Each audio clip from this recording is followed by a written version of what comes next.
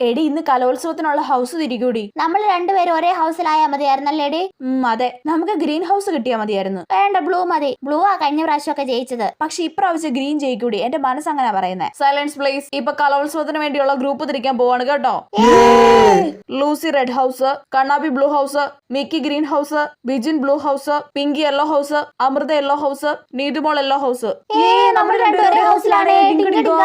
എടി പിങ്കി നമ്മുടെ yellow ഹൗസിലാ. Yellow ഇപ്രാവശ്യം ജയിക്കൂടി ഉറപ്പാ. എടി പിങ്കി നമ്മൾ മൂന്നാളെ യെല്ലോ ഹൗസിലാടി. ഓ, നിങ്ങൾ രണ്ടുപേരും ഏത് ഹൗസിലായാലും ഒരു കാര്യമില്ല. രണ്ടാള് സ്പോർട്സിലും പങ്കെടുക്കത്തില്ല, കലോത്സവത്തിലും പങ്കെടുക്കത്തില്ല. പിന്നെന്തിനാ? അത് നമ്മളെ കളിയാക്കിയതല്ലേടി. പറയുന്ന കേട്ടാത്തോന്ന് ഇവള് കുച്ചിപ്പിടിക്കണ്ടെന്ന്. കലാമത്സരത്തിന് പോകുന്നതിന് ഇവക്ക് ഇത്ര ജാടാ. പിന്നല്ല. നമുക്ക് ഈ പ്രാവശ്യം കുറെ മത്സരത്തിന് പങ്കെടുക്കണോടി. എന്നിട്ട് എ ഗ്രേഡ് വാങ്ങിക്കണം. നടക്കുന്ന കാര്യം വല്ലതും പറയടി. എന്നാ പിന്നെ ഇവളുള്ള യെല്ലോ ഹൗസ് പൊട്ടി പാളീസാവട്ടെ.